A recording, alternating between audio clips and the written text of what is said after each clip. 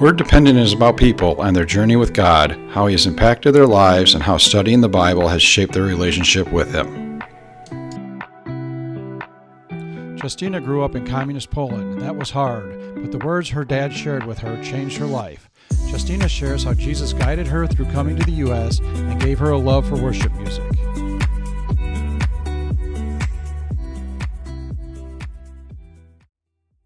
Hello, today we're talking with Justyna. We've tried doing this several times, and we kind of joke about that now, but when I first started, Justyna agreed to be on Word Dependent, and I think we've failed 3 times. I think the last time was last November. I think so. Yeah, and so we're going to try again today because Justyna's got a great story, and I want you to hear it. How are you doing today, Justyna? I'm doing very well. How are you? Good, I'm well. Thank you very much for being here again. My pleasure. 3rd time's a charm. Yeah, I hope. Or 4th time, whatever. Yeah. Who keeps the count? Yeah, I know. Right? Okay, have you always been a Christian, Justyna, or did you grow up in your faith? Well, it can be a tricky question, I think, because I don't think anyone is born in their faith. Right. But I was born in a Christian family. So both of my parents were believers when I was born. And the faith journey in our family started with my grandmother on my dad's side and with the grandfather on my mother's side. So it kind of went parallel almost at the same time that both of their families became believers. And then my parents met at youth group and eventually got married, and I was born into the church that they were attending. So I was raised in the faith. Yeah.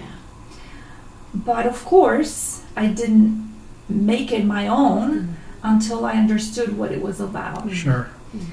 But it definitely, growing up in a church gave me a good foundation and a knowledge and an experience. But it wasn't until I was about 12 years old that I realized that I was a sinner. I was always a very good kid and very obedient, very quiet. So I always call it a miracle that in a circumstance like that, you come to the conclusion, hey, there's something definitely wrong with my heart. Yeah. My outward appearance and what I do may look really good, but the heart is the issue. Right.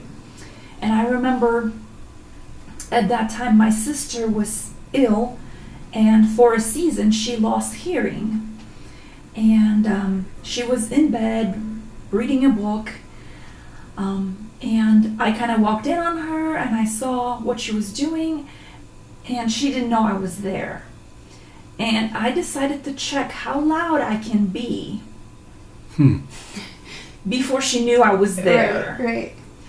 And I started talking, then I started singing, then I started dancing, and she had no idea I was there. And then my dad walked in on that. And he quickly pulled me out before she saw me. And he said to me, she may be deaf, but so is your heart. Oh. And for a 12-year-old, that has always been this good kid and, never had any problems, that was a big blow. Yeah. And I went to my room and I was very, very upset. But at the same time, I knew I was not mad at my dad. I knew that he was right. I knew that there was something wrong. And I'm like, wow, I think I'm actually a sinner, Yeah. And I thought, I cannot tell that to anyone. I was so embarrassed. Right. As if my parents didn't know. Yeah, you feel the shame right away. Yeah, I'm like, nobody can know about this. Right. So I kept on the pretense of being this good kid for probably another year or more, until there was this Christian kids camp that my parents were also teachers at. So we went as a family, and during that time, I just could not keep the pretense up anymore. It was just so exhausting. And also as a kid and through my adult life as well, I've always struggled with anxiety. And just keeping up the facade was too much emotionally for me. Yeah. And one night at the big bonfire, we were praying, and I said, Lord, I cannot do this. I cannot live like this. I knew enough about him to know, how to pray the sinner's prayer. Yeah. And I said, Lord, you got to take over. I surrender. You have to become my Lord and my shepherd and give me peace that I'm longing for. And he did. And it was like an instant change in my heart. And this incredible peace came over me, knowing all is well. Yeah. And shortly after that, I was baptized, and I never looked back. Yeah. Wow. That's really That's cool. pretty good. Yeah. I'm sure that when your dad said that felt real harsh. It did, but it was necessary, You needed to hear it, because Yeah. look what it brought. Yeah. Right. And Yeah. my dad probably has no idea that those words were like the turning point in my life. You never like shared that with him or anything? I may have, but it probably didn't just register that that one phrase, that Right. one situation would turn things around like that. Right. Yeah. And you've remembered your whole life. Yeah. Huh. Wow. Yeah. So after that point, after you gave yourself to Jesus, then what did that like just start something, or did it take a while for his change in you to really manifest, to really The sanctification be evident? started, Yeah, right? Yeah. So I've always been very curious about things of God. Even as a kid, before I surrendered my life to Christ, I would always like to listen to the adult conversations about the Bible and about the things of faith and about the things of the Spirit, and I was just always kind of sneaking up there and listening. But after I surrendered my life to Christ, I started reading the Bible on my own. I started praying more. I love music. Music was always a huge part of my life, and my parents are also very musical, and their ministry was music in church for the most part. But I was very drawn to secular music. So when I surrendered my life to Christ, I learned that I could no longer listen to secular music.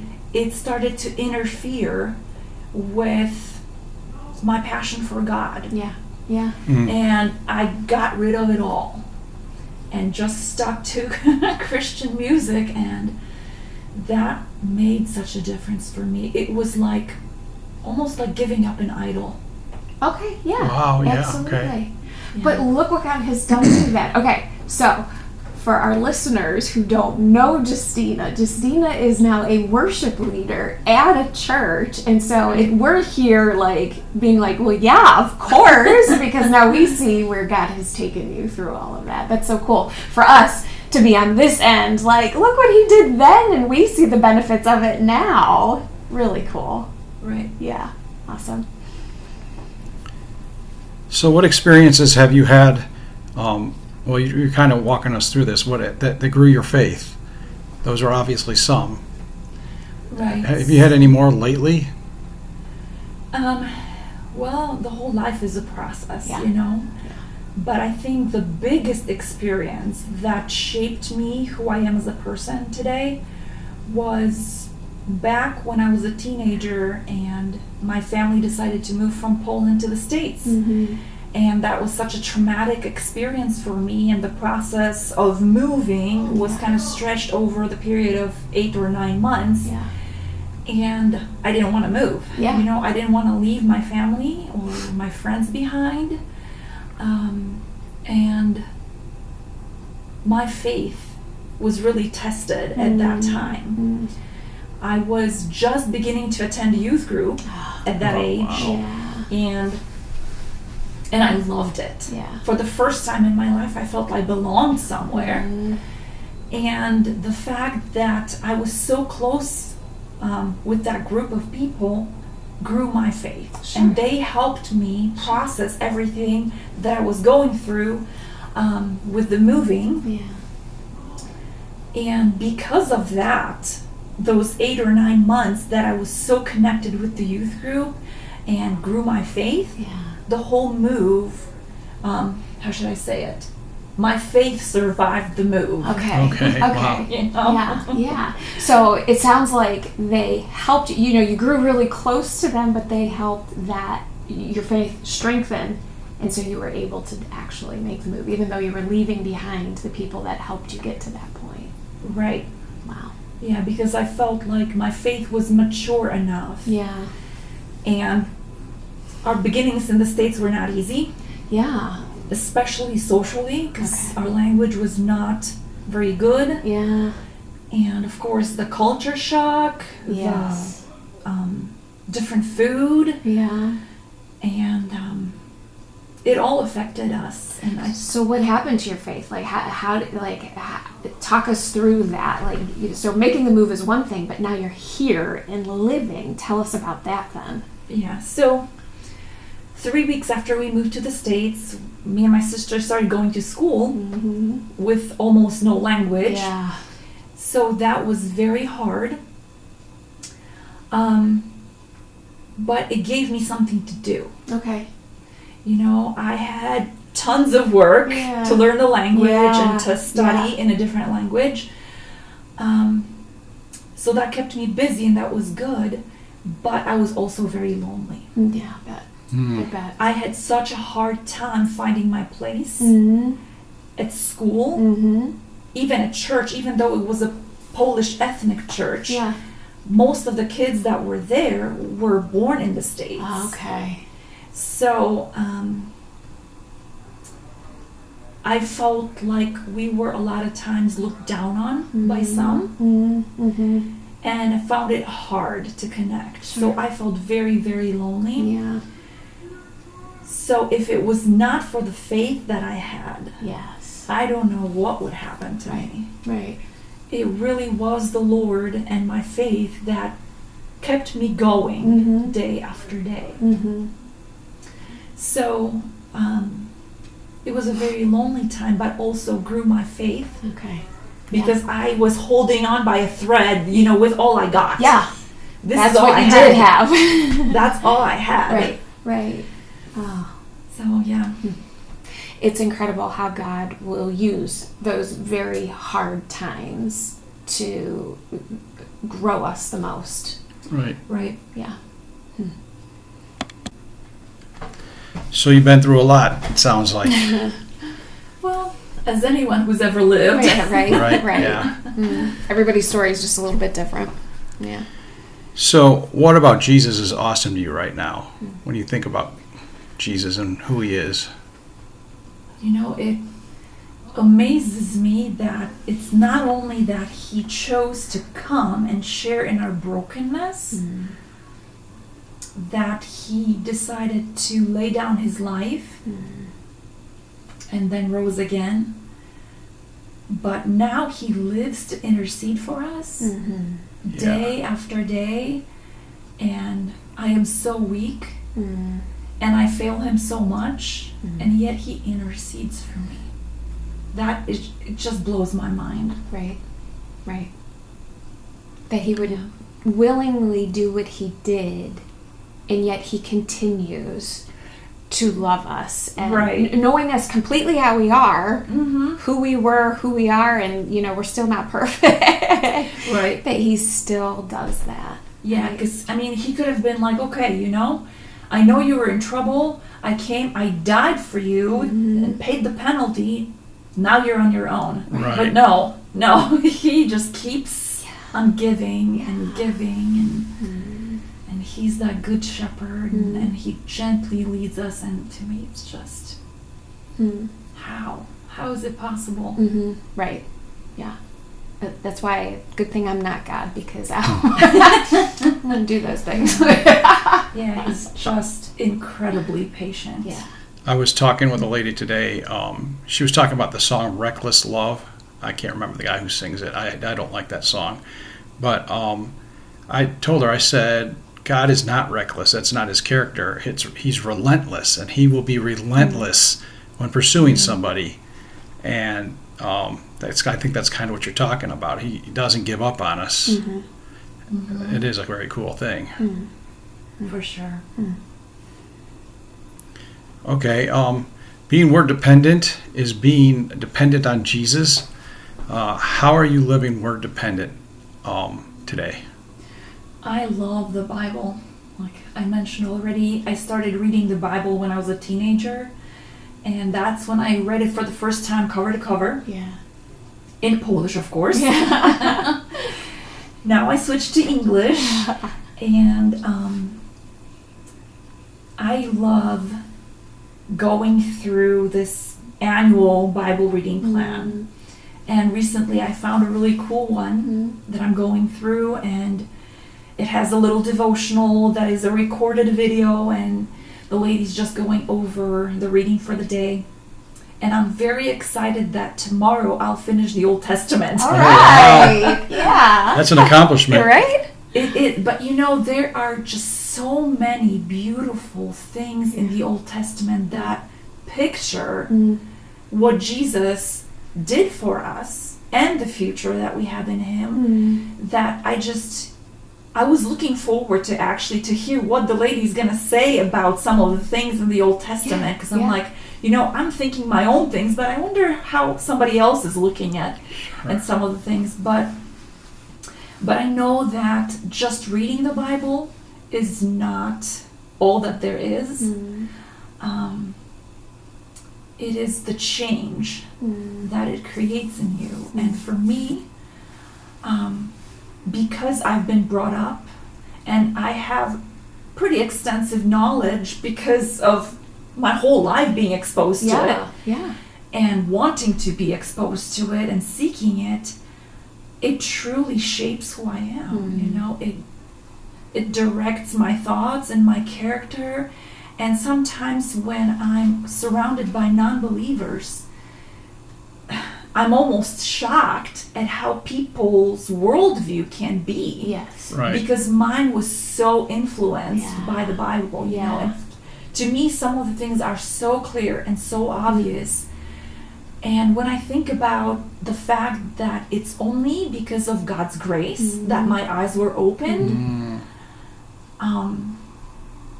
I just makes me want to pray for others to experience the same enlightening, for their eyes to be open. Because I can say anything that I want, and I can tell them, well, because the Bible says so.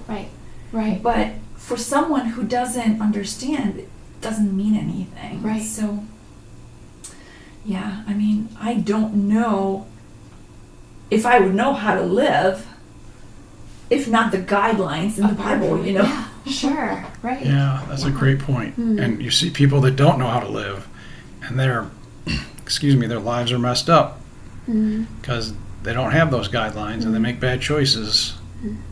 Right. And, sometimes they perceive it as freedom. Oh, I can do what I want. Right. But the results of it, their lives are the testament of their choices. Yeah, absolutely. So. Yeah. That's the irony of it, I guess. Irony is that think they're free, but they're in so much bondage. They're so blinded to it. Right. Yep. For sure. So you've gotten through the Old Testament, and I know you've read the New Testament, at least a lot of it. So do you have a favorite Bible verse? Oh, goodness. There are so many. I actually made a list of just a few, and more would come to my head. Right. I definitely like Jude 1:24-25 that tells us about how the Lord will keep us from stumbling and make us able to be presented blameless and with great joy. Right. that amazes me. I love a lot of chapters from the book of Isaiah. Like one of them, 61:10, says that God clothes us with righteousness like a bride. Right. And to me, I mean, when I think of a bride, that is some beauty, Absolutely. It's spotless. Yeah. I love my favorite chapter in the Bible is just Isaiah 35 that talks about our future and how one day all the suffering and hurting will flee away and we'll be filled with joy, and I can't wait, Right. But I think my bookmarks for me personally, and because of how those verses affected my life, one of them is Psalm 61:2 that says, "From the ends of the earth I call to you as my heart grows faint. Lead me to the rock that is higher than I." And for someone who has moved halfway across the globe and felt so lost, a lot of times that verse is a cry of my heart, because I'm overwhelmed so many times in life. Yeah.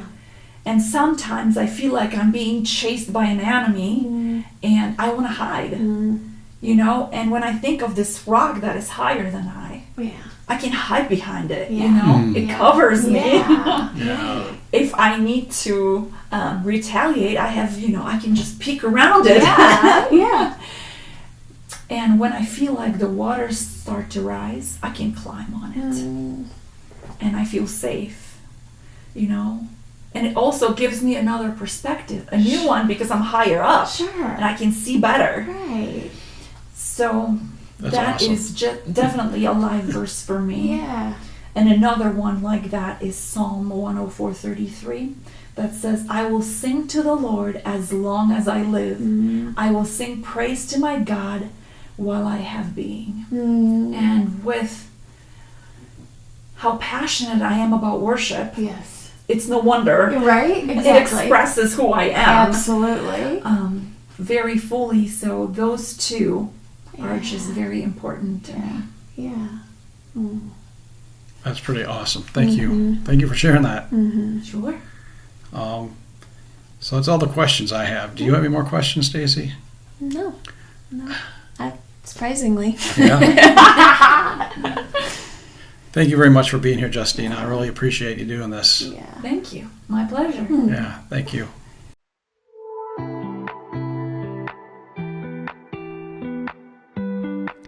Thank you to Justyna for participating and sharing her story.